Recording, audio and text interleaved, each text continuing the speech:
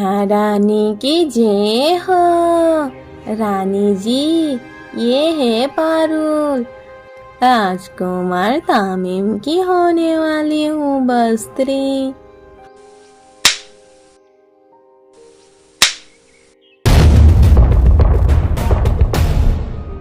तेरी हिम्मत कैसे हुई, 2 कौड़ी की नौकरानी? तूने कैसे मेरे नाम लिया? दासी है, दासी की तरह रहे। माफ कीजिए रानी जी, आप अभी नए हैं, रानी माँ आपको कैसे पहचानती, इसीलिए सोचा कि महारानी को आपके बारे में बताना जरूरी था। बस हो गया, जितने सम्मान महारानी को देती हो उतनी ही मुझे भी दो। कुछ ही दिन में महारानी सिंहासन छोड़ेगी तो मैं ही इस महल की रानी बनूंगी। समझ में आई?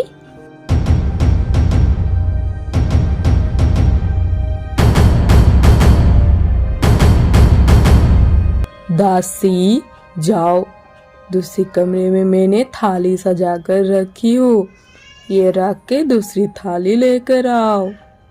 पारुल बेटा आओ, मेरे पास आकर बैठो।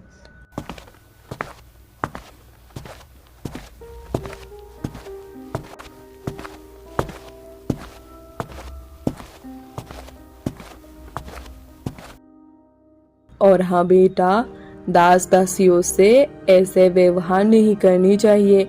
ये हमारे लिए बहुत काम करते हैं, ये हमारे लिए थके हुए भी रहते हैं पर कभी शिकायत नहीं करते।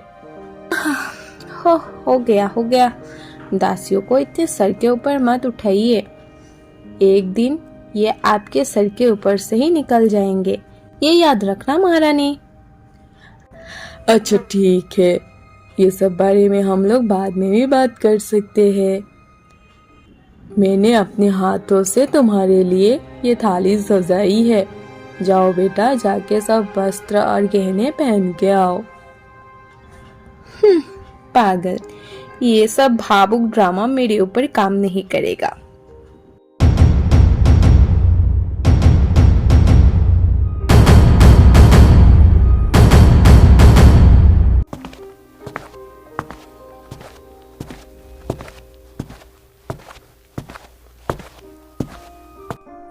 क्या मैं अंदर आ सकता हूँ? तुम्हें अपनी माँ की कमरे में आने के लिए इजाजत चाहिए क्या?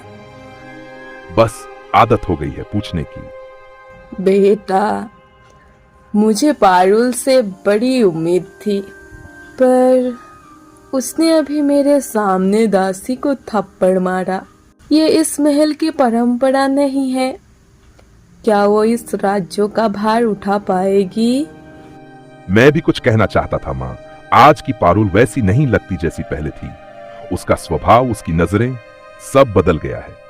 अच्छा ठीक है बेटा, मैं उसे समझाऊंगी। और तुम भी कोशिश करो, शाम 5 बजे बगीचे में सब इकट्ठा होंगे, साथ बैठेंगे, बातें करेंगे। राजकुमार, राजकुमार, क्षमा करे, मुंह छोटा है, बात बड़ी है पर करना जरूरी है। क्या हुआ? साफ साफ बोलो। आज तक किसी ने महारानी का अपमान नहीं किया, पर आज पारुल ने कहा कि कुछ ही दिन में महारानी सिंहासन छोड़ेगी और वो रानी बनेगी। क्या ये कहने की हिम्मत कैसे हुई उसे? अच्छा हुआ तुमने मुझे बता दिया, अब मुझे यकीन हो गया कुछ तो गलत है।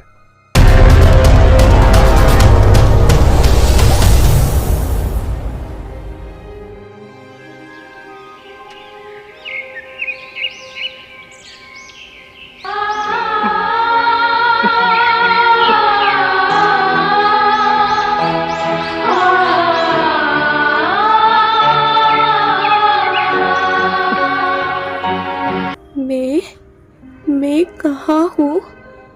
क्या मैं जिंदा हूँ? हाँ बेटी, तुम जिंदा हो, घबराओ मत। मेरा शरीर इतना हल्का क्यों है? ऐसा लग रहा है जैसे मैं एक फूल बन गई हूँ। हमने तुम्हें बचाने की बहुत कोशिश की, लेकिन कोई उपाय सफल नहीं हो रहा था।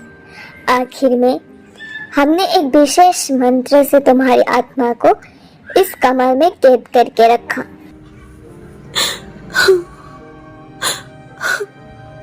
आपकी बहुत बहुत शुक्रिया जल रानी।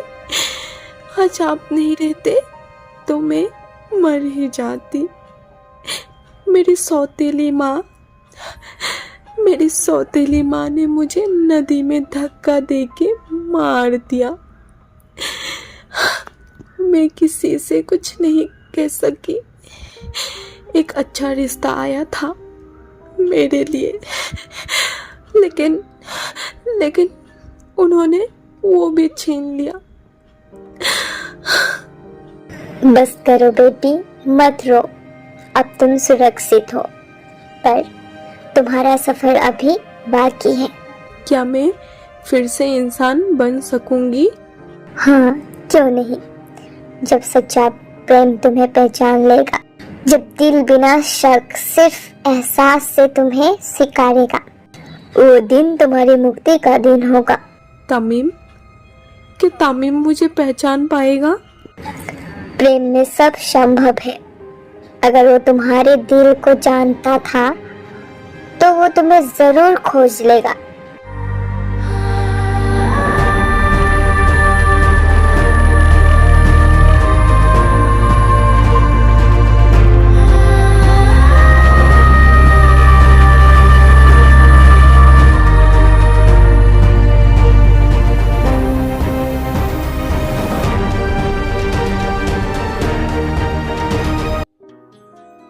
बेटा, कुछ रिश्ते केवल चेहरों से नहीं, आत्मा से बनता है।